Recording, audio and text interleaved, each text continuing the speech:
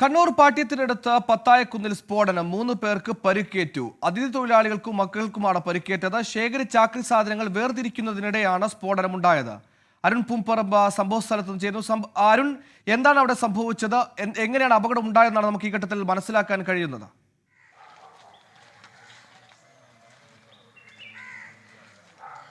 സുഹൈൽ, ഇന്ന് രാവിലെ 9 മണിയോടെയാണ് ഈ സ്ഫോടനം ഉണ്ടായത്. അത്തായക്കുന്ന് എന്ന് പറയുന്ന പ്രദേശത്താണ് ഈ ആക്രി സാധനങ്ങൾ സൂക്ഷിക്കുന്നത്. അവർ ഇവിടെ അസം സ്വദേശികളാണ്. അവർ 6 കുടുംബങ്ങളുണ്ട്. അവർ പ്രത്യേകം ഇവിടെ വീട് വാടകയ്ക്കെടുത്ത് ആക്രി സാധനങ്ങൾ ശേഖരിച്ച് അങ്ങനെയാണ് അവരുടെ ഉപജീവന മാർഗം മുന്നോട്ട് കൊണ്ടുപോകുന്നത്. അങ്ങനെ ഇന്ന് രാവിലെ അവർ ശേഖരിച്ച ആക്രി സാധനങ്ങൾ വേർതിരിക്കുന്നതിനിടെയാണ് ഈ സ്ഫോടനം ഉണ്ടായതെന്നാണ് ഇപ്പോൾ പോലീസ് ഉൾപ്പെടെ നമുക്ക് മനസ്സിലാക്കാൻ സാധിക്കുന്നത്. പോലീസും അതോടൊപ്പം തന്നെ ബോംബ് സ്ക്വാഡ് ഉൾപ്പെടെ എത്തി ഇവിടെ പ്രാഥമിക പരിശോധന അവർ പൂർത്തീകരിച്ചിട്ടുണ്ട്. അല്പസമയം മുമ്പ് ഡോഗ് സ്ക്വാഡ് ഉൾപ്പെടെ എത്തിയിട്ടുണ്ട്. ഇപ്പോൾ പ്രാഥമിക പരിശോധനയ്ക്ക് ശേഷം ഇത് സ്റ്റീൽ ബോംബാണ് പൊട്ടിയത് എന്ന് ഇപ്പോൾ ഏകദേശം എന്നൊരു നിഗമനത്തിലേക്കാണ് ഇപ്പോൾ പോലീസ് എത്തിയിട്ടുള്ളത്.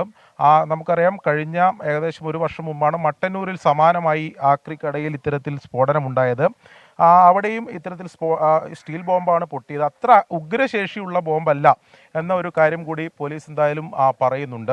പ്രാഥമികമായിട്ടുള്ള പരിശോധന എന്തായാലും പോലീസ് ഇതിൽ പൂർത്തീകരിച്ചിട്ടുണ്ട്. ഇനിയിപ്പോൾ ഫോറൻസിക് സംഘം ഉൾപ്പെടെ ഇവിടെ എത്തി പരിശോധന നടത്തും എന്നതാണ് പറയുന്നത്. 3 പേർക്കാണ് പരിക്കേറ്റിട്ടുള്ളത്.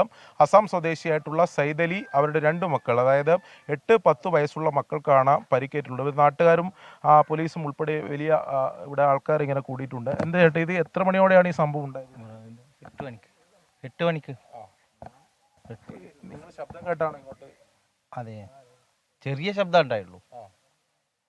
പിന്നെ അവിടെ എടുത്തിരുത്തി, അവിടുന്ന് ഇപ്പുറം എടുത്തിരുത്തി, അങ്ങനെ അവരെ ആംബുലൻസ് പിടിച്ച് കൊണ്ടുപോയി.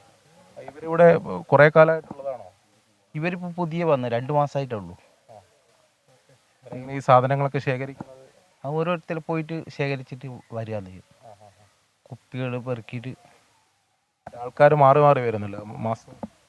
അല്ല, അത് ഓരോ ഏരിയയിൽ പോകുകയെന്ന് ചെയ്യാം. ചെറിയ ശബ്ദം ഉണ്ടായല്ലോ? അത്ര വലിയ ശബ്ദം ഉണ്ടായില്ല. ശബ്ദം കേട്ട് വരുമ്പോൾ ഇവർ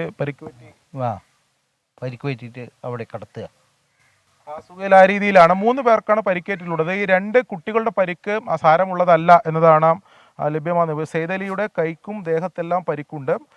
സെയ്ദലി ഇപ്പോൾ പരിയാരം ഗവൺമെന്റ് മെഡിക്കൽ കോളേജിലേക്ക് മാറ്റിയിട്ടുണ്ട്. എന്തായാലും ഇതിൽ ഇവിടെ എന്തെങ്കിലും സാന്നിധ്യം, ഇത് ബോംബിന്റെ മറ്റ് സാന്നിധ്യം ഉണ്ടോ എന്നുൾപ്പെടെയുള്ള കാര്യത്തിൽ വിശദമായിട്ടുള്ള പരിശോധന നടത്തേണ്ടതുണ്ട്. അതിനുശേഷം അത് വ്യക്തമാകും. എന്തായാലും സ്റ്റീൽ ബോംബാണെന്ന നിഗമനത്തിലാണ് പ്രാഥമിക പരിശോധനയ്ക്ക് ശേഷം പോലീസ് ഉള്ളത്. സുഹൈൽ.